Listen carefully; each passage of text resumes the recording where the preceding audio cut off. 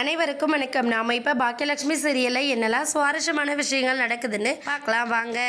நம்ம பாக்கியலட்சுமி கோபி கிட்ட பெரிய ஆர்குமெண்ட்ஸே பண்ணுறாங்க. எதுக்காக என் பசங்களை இங்கே வர வச்சிங்க? அவங்க இங்கே வந்து அவங்களோட சந்தோஷத்தை தொலைக்கிறதுக்காக நீங்கள் இங்கே வர சொன்னீங்களா அப்படிங்கிற மாதிரி நம்ம பாக்கியா கேள்வி மேலே கேள்வி கேட்குறாங்க. உடனே கோபி வந்து, என்ன பாக்கியா, என்ன இப்போ உனக்கு பிரச்சனை? உன் பசங்க எல்லோரும் இருந்தால் நீ சந்தோஷமாக இருப்பேன்னு சொல்லி தானே வர சொல்லியிருந்தேன். அதில் என்னாச்சு, என்ன பிரச்சனை வரப்போகுது பசங்க வந்தா அப்படிங்கிற மாதிரி கோபி கேட்குறாங்க. இது உங்களுக்கு தெரியாதா?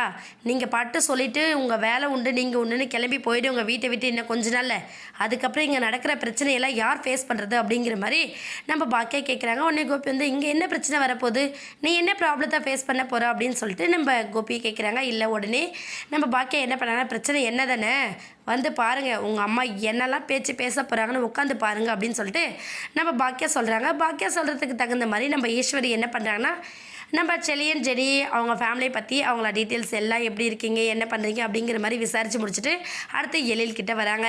எழில், சரி, நீ சொன்ன மாதிரி நல்லா டைரக்டர் ஆகிட்ட, அடுத்தடுத்து உனக்கு பட வாய்ப்பும் கிடச்சிக்கிட்டே தான் இருக்குது. ஒரு பக்கம் உன்னோட பிஸ்னஸ் போட்டோம், இன்னொரு பக்கம் எனக்கு பண்ணி கொடுத்த வாக்கு நீ எப்போ காப்பாற்ற போகிற அப்படின்னு சொல்லிட்டு நம்ம ஈஸ்வரி கேட்குறாங்க. உடனே எழில் வந்து, என்ன பாட்டி என்ன அப்படிங்கிற மாதிரி கேட்குறாங்க. உடனே நீங்கள் 2 பேரும் சேர்ந்து எனக்கு ஒரு பேரனோ பேத்தியோ பெற்று கொடுக்குறேன்னு சொன்னீங்கல்ல, எப்போ பெற்று கொடுக்க போகிறீங்க அப்படின்னு சொல்லிட்டு நம்ம ஈஸ்வரி கேட்குறாங்க. அமிர்தா ஒரு பக்கம், ஐயோ பாட்டி இன்னமும் இதை மறக்கல அப்படிங்கிற மாதிரி ரொம்ப சைலண்ட்டாக உட்காந்துட்ருக்காங்க.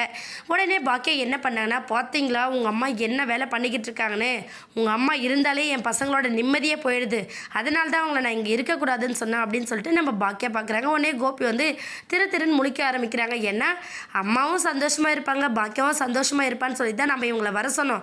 ஆனால் அம்மா என்னடனா பொசுக்குன்னு இப்படி கேட்குறாங்களே அப்படின்னு சொல்லிட்டு நம்ம கோபிநாத் யோசிச்சு என்ன பண்ணுறாங்க, தானம்மா வீட்டுக்கு வந்திருக்காங்க, அதுக்குள்ளே என்னம்மா அவசரம், ஏன் அதுக்குள்ளே இப்படி கேட்குறீங்க நீங்கள் அப்படிங்கிற மாதிரி நம்ம கோபிநாத் கேட்குறாங்க. உடனே வந்து, கோபி உனக்கு ஒன்றும் தெரியாது, நீ அமைதியாரு, எழிலும் அமிர்தா ஒன்றும் சின்ன பசங்க கிடையாது, அவங்களுக்குன்னு ஒரு உறவு வேணாவா, அதனால அவங்க குழந்தை பெற்று கொடுக்கட்டும் அப்படின்னு சொல்லிட்டு நம்ம ஈஸ்வரி சொல்கிறாங்க. இதுக்கெல்லாம் நம்ம பாக்கியா என்ன பண்ண போகிறாங்க, இன்னொரு பக்கம் நம்ம எழில் அமிர்தெல்லாம் எப்படி ஈஸ்வரிக்கு பதில் சொல்லி புரிய வைக்க போகிறாங்கன்னு வெயிட் பண்ணி பார்க்கலாம். இந்த வீடியோ உங்களுக்கு பிடிச்சிருந்தா மறக்காமல் நம்ம சேனலை சப்ஸ்கிரைப் பண்ணுங்கள். தேங்க்யூ.